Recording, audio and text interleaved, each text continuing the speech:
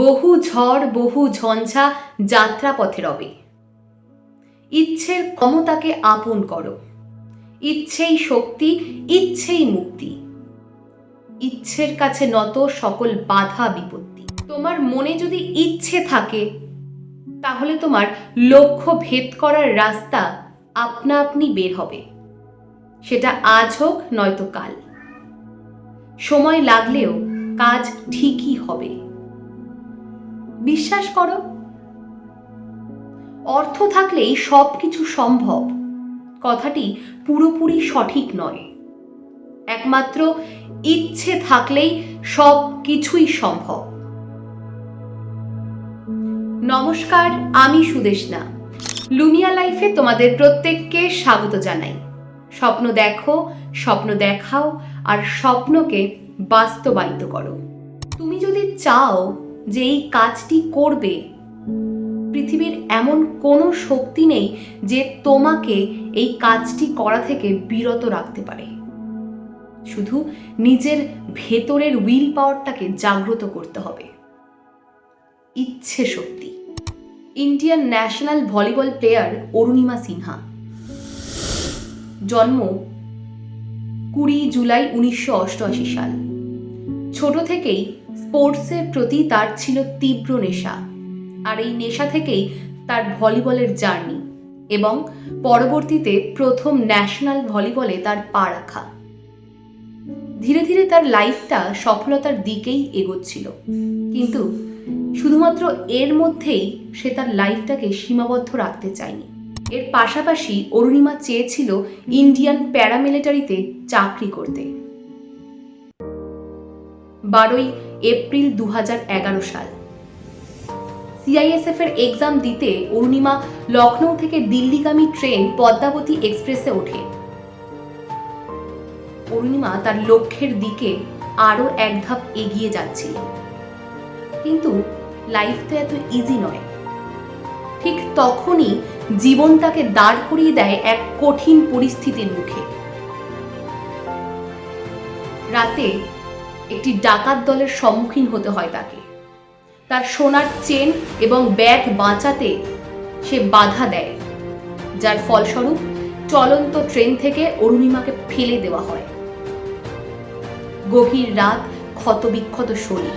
ঠিক তখনই পাশের ট্র্যাক দিয়ে ছুটে আসে আরেকটি গতিশীল এক্সপ্রেস, চলে যায় অরুণিমার পায়ের উপর দিয়ে। চিকিৎসায় কাটা পড়ে অরুণিমার একটি পা।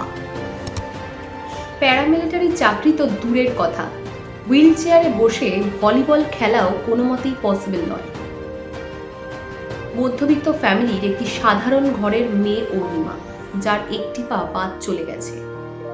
এই কঠিন পরিস্থিতিতে দাঁড়িয়ে সে লাইফে কি বা করে নেবে, কিন্তু এই কঠিন পরিস্থিতিতেই সে লাইফের ডিফিকাল্ট ডিসিশনটি নেয়। সে হসপিটালের ঘরে বসে ঠিক করে সে ভলিবল নয়, লাইফের টাফেস্ট স্পোর্টটি সে সিলেক্ট করবে। সে মাউন্টেনারিং করবে। যে মেয়েটির একটি পা নেই, আরেকটি পায়ে রড বসানো, যার স্পাইনাল কর্ড ক্ষত, তার মুখে মাউন্টেনারিং এর কথা শুনে চারপাশের লোকজন তাকে পাগল বলত। কিন্তু অরুণিমার মাথায় একটাই লক্ষ্য স্থির হয়ে গেছিল, সে কিভাবে মাউন্টেনারিং করবে।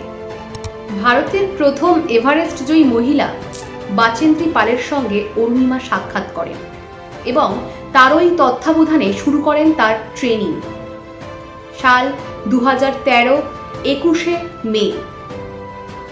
টাটা স্টিল ফাউন্ডেশনের স্পন্সরে দীর্ঘ 17 ঘন্টা কঠিন আরোহণের পর সকাল 10:55 ভারতের প্রথম অ্যাম্পিউট ফিমেল যিনি এভারেস্ট জয় করেন। কিন্তু এর পরেও অরুণিমা নিজেকে থামিয়ে রাখেননি। 7টি মহাদেশের বৃহৎ শৃঙ্গগুলি তিনি জয় করেন 2014 সালের মধ্যে। একদিন যে মানুষগুলো বলেছিলেন এই পরিস্থিতিতে বাকিটা জীবন সে কিভাবে কাটাবে, তাদেরকে দেখিয়ে দিয়ে অরুণিমা তার লাইফটাকে সর্বোচ্চ উচ্চতায় নিয়ে গেছেন। একদিন এক্সপ্রেসের গতিতে বাদ পড়েছিল তার পা। সেই এক্সপ্রেসের গতিতেই এগিয়ে চলেছে অরুণিমার জীবন। কেউ একজন বলেছিলেন, ইচ্ছে শক্তি হলো মাসেলের মতো, তাকে যত বেশি ব্যবহার করা যায় সে তত বেশি শক্তিশালী হয়। তাই নিজের ইচ্ছে শক্তিকে বজায় রাখো এবং সামনের দিকে এগিয়ে চলো। আর এই চলার পথেই স্বপ্ন দেখো, স্বপ্ন দেখাও, আর স্বপ্নকে বাস্তবায়িত করো।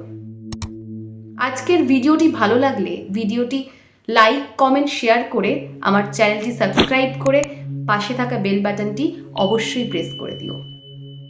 তোমাদের সাপোর্ট আমার খুব প্রয়োজন। আর তুমি যদি এই ভিডিওটি ইউটিউব থেকে দেখে থাকো তাহলে ডেসক্রিপশনে দেওয়া আমার ফেসবুকের লিংক রয়েছে, সেখান থেকে আমার পেজটি ফলো করে দিও। তাহলে আজকের ভিডিও এই পর্যন্তই। লুমিয়া লাইফ, রেডিয়েট পজিটিভিটি, রিজোনেট লাভ।